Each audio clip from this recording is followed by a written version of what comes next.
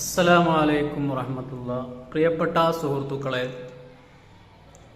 കല്യാണം മുടക്കി എന്ന പേര് പറഞ്ഞുകൊണ്ട് ഒരു കൂട്ടം ചെറുപ്പക്കാരെ, ഒരു പ്രായമായ ഒരു വ്യക്തിയെ കുറച്ച് ചെറുപ്പക്കാർ കൂടി തല്ലുന്ന വീഡിയോ നമ്മളൊക്കെ കണ്ടതാണ്. മലപ്പുറത്താണ് സംഭവം എന്നാണ് തോന്നുന്നത്.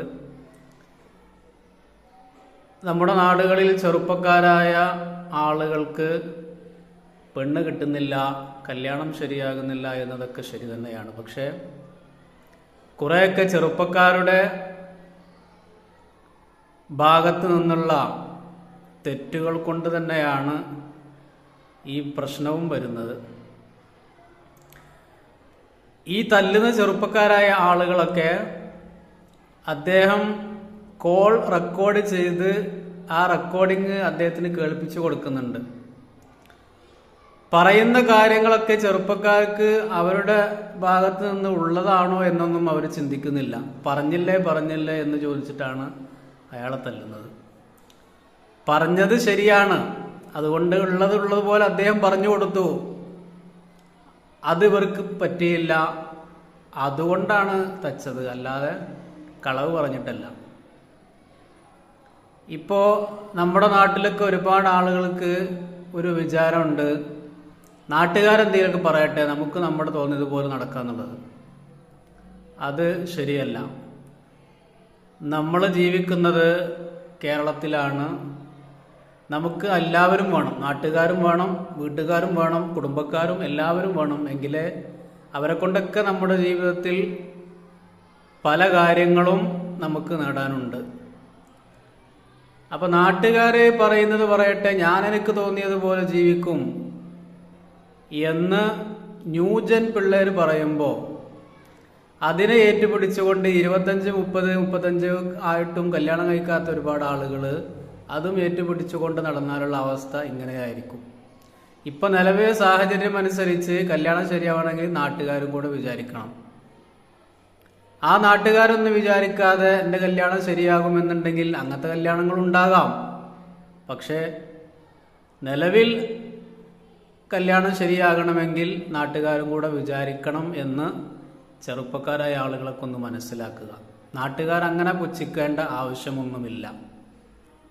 പിന്നെ ഒരാളോട് ഒരു പെണ്ണ് ആലോചനയുമായിട്ട്, പെൺകെട്ടുമായിട്ട് ആലോചന വരുന്ന സമയത്ത് ഉള്ളതുപോലെ പറയുന്നതാണ് നല്ലത്. കാരണം ഒരു പെണ്ണിന്റെ ജീവിതമാണ്, അതും നമ്മൾ ശ്രദ്ധിക്കണം. നമ്മുടെ നാട്ടില് ഇപ്പൊ ഈ തല്ലിയ ആളുകൾക്ക് ഒരു പെൺകുട്ടി ഉണ്ടായി കഴിഞ്ഞാൽ ആ പെൺകുട്ടിയെ നല്ലൊരാൾക്ക് വിവാഹം കഴിച്ചു കൊടുക്കാൻ തന്നെയായിരിക്കും അവരുടെയും ആഗ്രഹം. ഒരിക്കലും ഇതുപോലെ കള്ളു കുടിച്ചുകൊണ്ട് വീട്ടിൽ കയറിയിട്ട് ഒരു പ്രായമായ ആളെ തല്ലുക, എന്നിട്ട് അത് വീഡിയോ എടുക്കുക, ആക്രമിക്കുക, ഇതൊക്കെ ചെയ്യുന്ന ഈ പ്രവൃത്തി ചെയ്ത ആളുകൾക്കുമുള്ള മക്കള് അവരെ ഇതുപോലെയുള്ള ആളുകൾക്ക് കെട്ടിച്ചു കൊടുക്കുവോ? ഇല്ല. അത് ചിന്തിച്ചാൽ മതി. അപ്പൊ ഈ ചെയ്തത് വലിയൊരു പുണ്യകർമ്മമായിട്ടൊക്കെയാണ് അവർ സോഷ്യൽ മീഡിയയിലൂടെ വിളമ്പുന്നത്. ഞങ്ങളിതാ പെൺകുട്ടി മുടക്കിയ ആളെ ഞങ്ങൾ കൈകാര്യം ചെയ്തിട്ടുണ്ട് എന്നൊക്കെ പറഞ്ഞുകൊണ്ട് വലിയ സംഭവമായിട്ടാണ് ചെയ്തത്. ആ ചെയ്തത് ഒട്ടും ശരിയായിട്ടില്ല. ആദ്യം അദ്ദേഹം പറഞ്ഞ കാര്യങ്ങൾ ശരിയാണോ എന്ന് നോക്കുക. ആരും ഇവിടെ 100% തികഞ്ഞവരായിട്ടൊന്നുമില്ല. പക്ഷെ ഇത് നമ്മൾ പറയുമ്പോൾ ഒരു പെൺകുട്ടുമായിട്ട് ഒരു ആലോചനയുമായിട്ട് വരുന്നവരോട് നമ്മൾ ഉള്ളതുപോലെ പറയാം. അതിനൊരു കുഴപ്പമില്ല.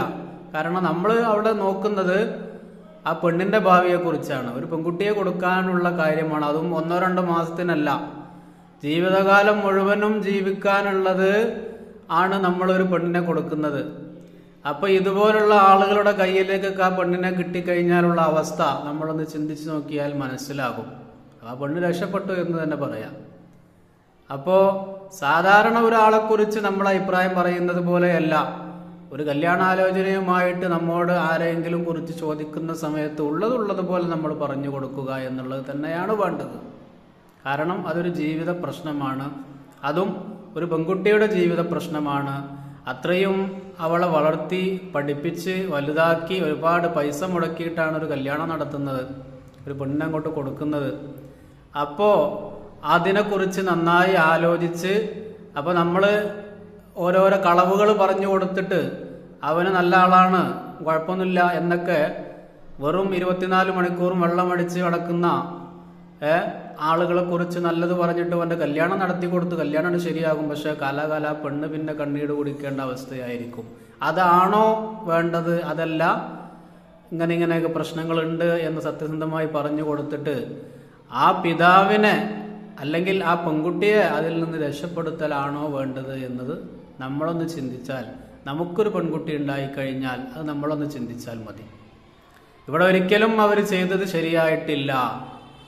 ശക്തമായ അതിന് വേണ്ട ശിക്ഷാ നടപടികൾ അവർക്ക് കൊടുക്കുക വേണം. എന്താ ഇത് വെള്ളരിക്കപ്പെട്ടനാണ്? ഒരാളെ കുറിച്ച് ചോദിച്ചത് അയാൾക്ക് അറിയുന്ന കാര്യങ്ങളെ കുറിച്ച് അയാൾ പറഞ്ഞു കൊടുത്തു, അതിന് വീട്ടിൽ കയറിയിട്ട് തല്ല. ഇപ്പോൾ ഒരുപാട് ചെറുപ്പക്കാർ ഇപ്പോൾ ഈ തല്ലലും അതുപോലെ തന്നെ ആളുകൾ ആക്രമിക്കലൊക്കെ വലിയൊരു ട്രെൻഡായിട്ട്, വലിയൊരു ഇപ്പോഴത്തെ ഒരു ഫാഷനായിട്ട് എടുത്തിട്ട് ചെയ്യുന്ന ഒരുപാട് വീഡിയോകൾ നമ്മൾ കാണാറുണ്ട്. ഒരാൾക്കും തല്ലാനോ വീട്ടിൽ കയറിയിട്ട് ഭീഷണിപ്പെടുത്താനോ ആക്രമിക്കാനോ യാതൊരു നിലക്കും ഒരു അവകാശവുമില്ല.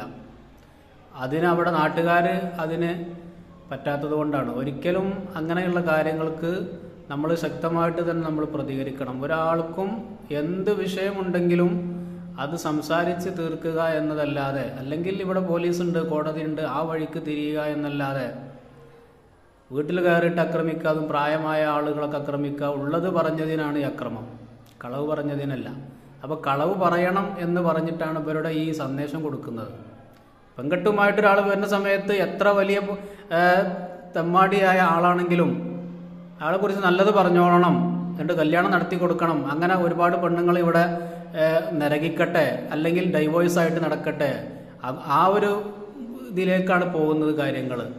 കല്യാണമല്ല നമുക്ക് വിഷയം, മറിച്ച് കല്യാണം കഴിഞ്ഞിട്ടുള്ള ജീവിതമാണ്, ഒത്തുപോകണമല്ലോ. അതാണ് ചിന്തിക്കേണ്ടത്. അസ്സലാമു അലൈക്കും.